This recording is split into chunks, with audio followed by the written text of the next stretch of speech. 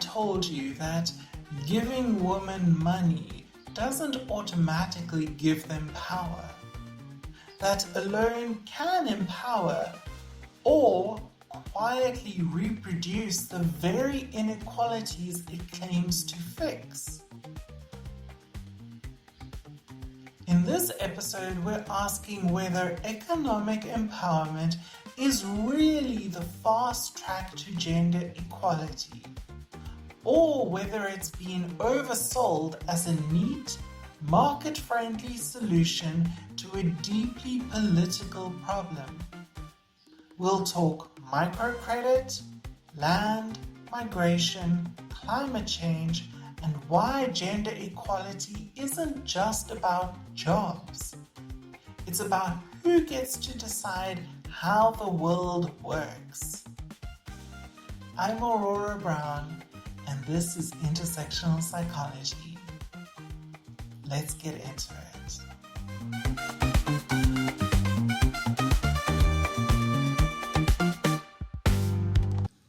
Aurora Brown and Intersectional Psychology acknowledge the traditional owners and custodians of country throughout South Africa and their connections to land, water, and community. We pay our respects to their elders past and present, and extend that respect to all Indigenous people listening today.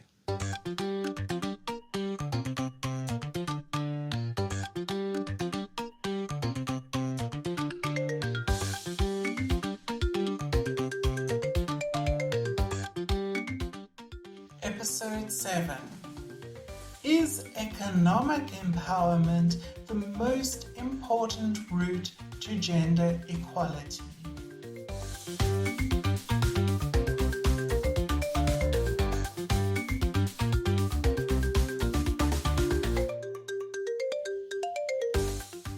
Hello and welcome back to Intersectional Psychology, podcast where we ask psychology, development, and social policy to please explain themselves. And then we try to fact check the explanation. Today's episode asks a question that sounds simple, sensible, and very grant application friendly. Is economic empowerment the most important route to gender equality? And I want to be upfront. If you've ever heard someone say, just give women money and everything will sort itself out, this episode is for you. And also about you.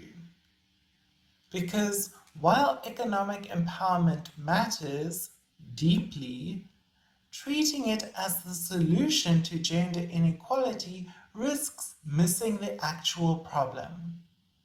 Or worse, neatly repackaging inequality in feminist branding and calling it progress.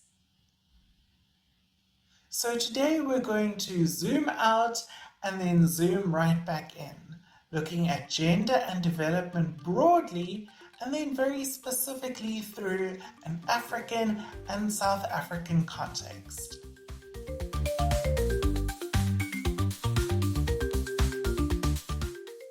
Gender and development. What are we actually talking about?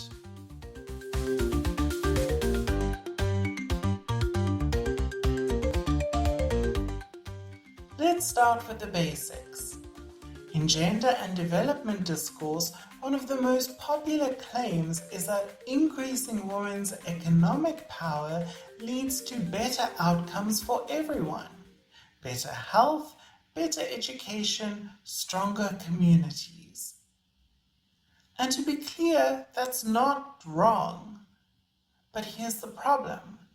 Mainstream development strategies often define empowerment so narrowly that it becomes almost decorative, as if empowerment means participation, not power. as if putting women into markets automatically dismantles the structures that exploit them. So you'll see policies that celebrate a woman entering the labor force without asking what kind of work, under what conditions, with what protection, and crucially, who still holds the power once she gets there. This is where feminist scholars start raising eyebrows. Because when empowerment is reduced to income generation alone, it ignores the socio-cultural constraints that limit women's autonomy.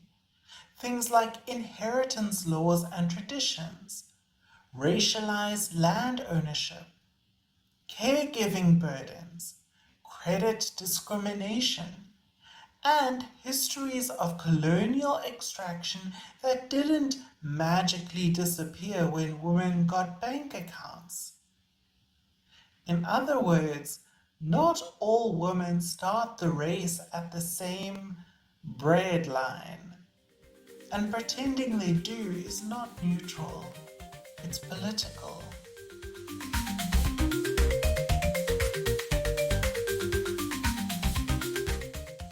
Neoliberal feminism, when empowerment comes with fine print.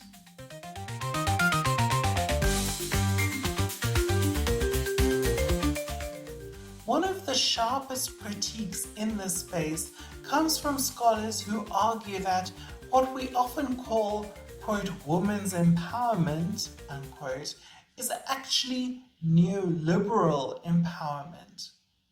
This is the version where women are encouraged to be entrepreneurial. Structural inequality is politely ignored, and poverty becomes an individual failure rather than a systemic outcome. It's the logic of, well, if she works hard enough, she'll succeed. And if she doesn't, we gave her the chance. But this kind of thinking quietly leaves patriarchal norms intact. It doesn't challenge violence, exploitation, or unpaid care work and household labor. It just asks women to manage those realities more efficiently. And yes, policies will often focus on women's participation in labor markets without touching the normative beliefs that frame women as subordinate, dependent, or endlessly responsible for someone else's well-being. So no, a payslip does not automatically translate into freedom, especially if the same structure still decides who owns land, who controls the income, and who makes household decisions, and who absorbs the consequences when things go wrong.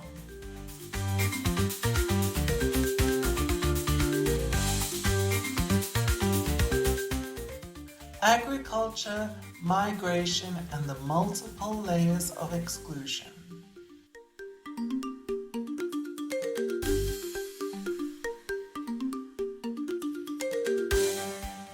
Nowhere is this more visible than in agriculture and migration.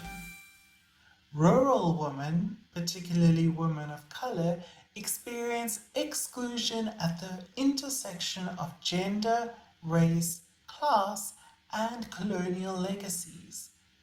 They are often primary food producers, water carriers, and land stewards, without owning the land that they depend on. Migration is often framed as a pathway to empowerment. But for many women, migration increases vulnerability to labor exploitation, to social isolation, to xenophobia and ethnophobia, to housing precarity, to sexual exploitation. And here's the kicker. Migration policies usually see women as workers, not as caregivers, community leaders, or political agents. Their unpaid labor disappears from the ledger, even though entire economies depend on it. Urban planning then joins the problem by prioritizing the formal economy, while women are forced into informal, low-wage work with minimal protection. Poor housing, unsafe transport, and lack of services don't just inconvenience women, they lock inequality into place.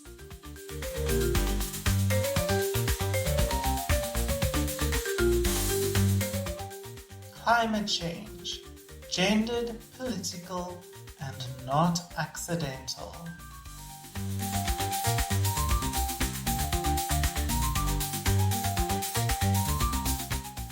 Climate change adds another layer. Women, especially rural women, are often responsible for managing natural resources like water and food. They are also disproportionately affected by environmental degradation, displacement, and food insecurity. And yet, their knowledge is sidelined, their labor is unpaid or underpaid, their voices are absent from environmental policy making. Instead, large-scale commercial agriculture, usually male-dominated, gets prioritized. Not because it's more sustainable, but because it aligns with power. So when we talk about sustainability without talking about gender, we're again not being neutral.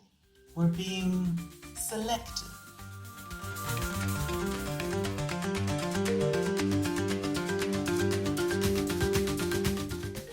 Women's issues or power relations.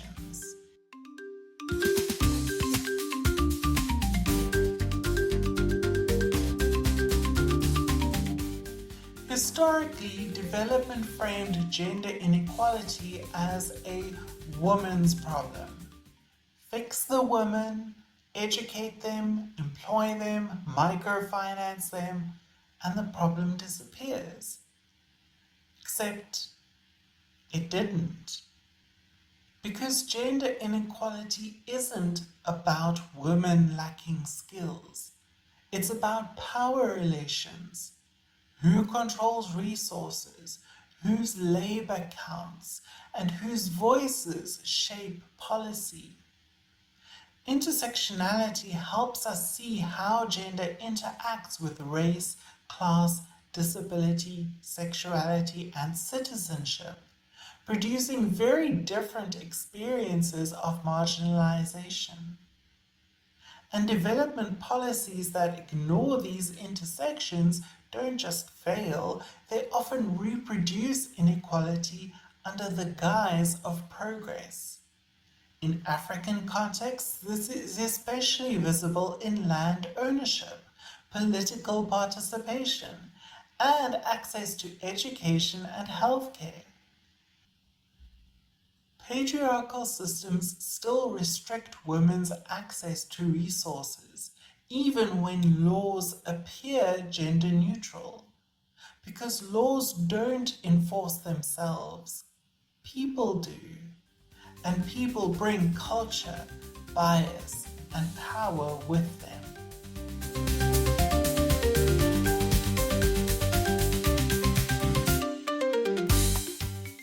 Is economic empowerment the answer?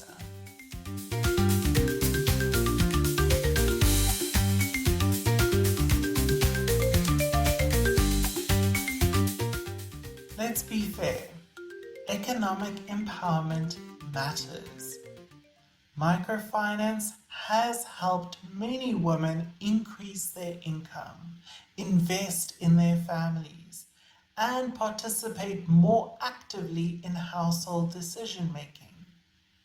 In South Africa and elsewhere, financial literacy and access to capital have created real opportunities. But, and it's a big but, Economic empowerment is not politically neutral. Microcredit can depoliticize poverty by framing inequality as an individual problem to be solved through entrepreneurship.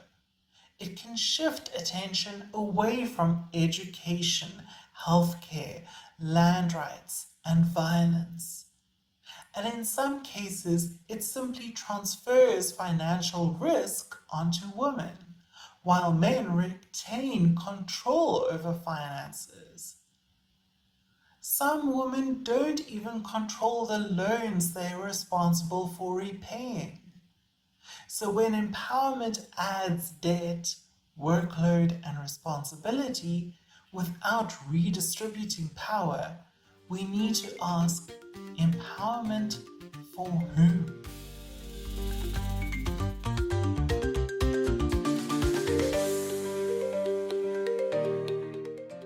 Beijing Platform. Progress but not enough.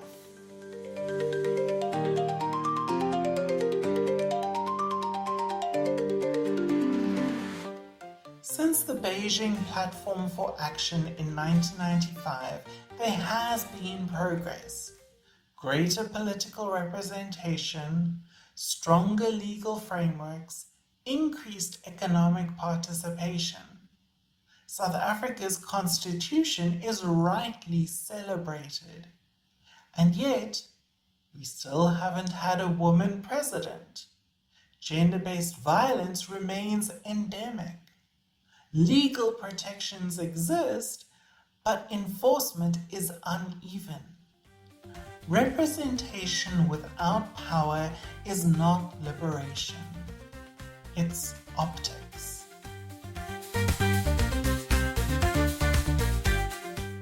What still needs to change? And how do we change it?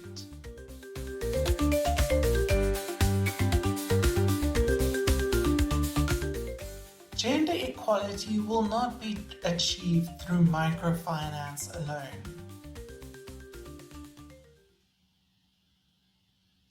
Gender equality will not be achieved through microcredit alone, or employment alone, or legislation alone. It requires structural change, redistribution of power, enforcement of rights, cultural transformation, and yes, rethinking gender itself. Because ultimately, this isn't just about women and other marginalized genders catching up to men. It's about asking, why is power gendered in the first place? Would some men feel threatened by women owning land, making decisions, and shaping policy? History answers that question very clearly. Yes. Which means the work of gender equality isn't just economic. It's psychological, political, and cultural, and deeply relational. And maybe, just maybe, it starts with teaching our children a different story about what it means to be men, women, or simply human beings. Not competitors, not threats, but co-creators of community.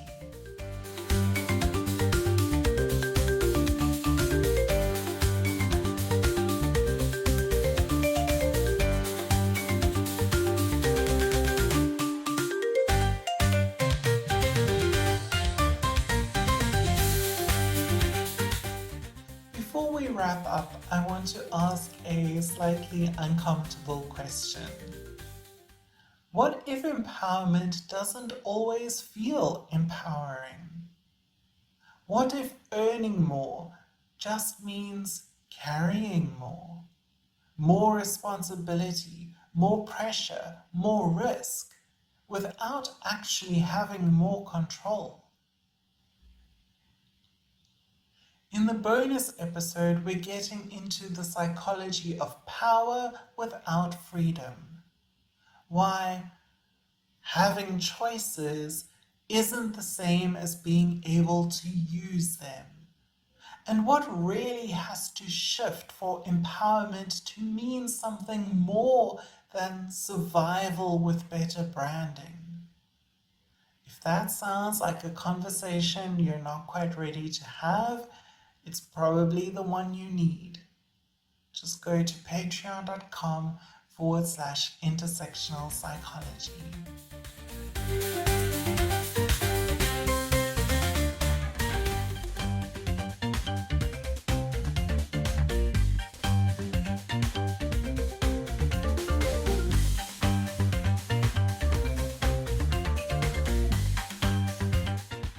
And with that, we come to the end of the series. Not because the work is finished, but because the conversation has been properly opened. If you have any questions or thoughts, please reach out to intersectionalpsychologypod@gmail.com or join the conversation at patreon.com/intersectional psychology. Until then, remember, everyone has the right to live with their optimal mental health. Thank you for listening to Intersectional Psychology. Please follow or subscribe to the podcast to get every episode. If you enjoyed this episode, please rate and review Intersectional Psychology in your preferred app. It really helps other people find the podcast. This episode of Intersectional Psychology was researched, written, recorded, and edited by me, Aurora Brown. For a transcript of this episode, please see the link in the show notes on your podcast app or go to intersectionalpsychology.com. You can also check the website or the show notes for a full list of references for this episode. A video of this episode with closed captions is available on youtube.com/@intersectional psychology. To support this podcast and get access to bonus content, including additional episodes and interviews, as well as more guided mindfulness sessions, please go to patreon.com/intersectional psychology. You can also chat with me on Blue Sky at intersectpsych.bsky.social and Instagram, Facebook, or TikTok at Intersectional Psychology, but mostly Blue Sky. Aurora Brown and Intersectional Psychology are committed to the Sight Black Women Praxis. All episodes of Intersectional Psychology are for educational purposes only and are not intended to be a substitute for professional mental health advice, diagnosis, or treatment. I, Aurora Brown, am not able to answer specific questions about individual situations. Always seek the advice of your health provider with any questions you may have regarding a mental health condition. Never disregard professional medical advice or delay in seeking it because of something you have heard or seen on this podcast. If you think you need immediate assistance, please call your local emergency number or any mental health crisis hotline. Everyone deserves good mental health.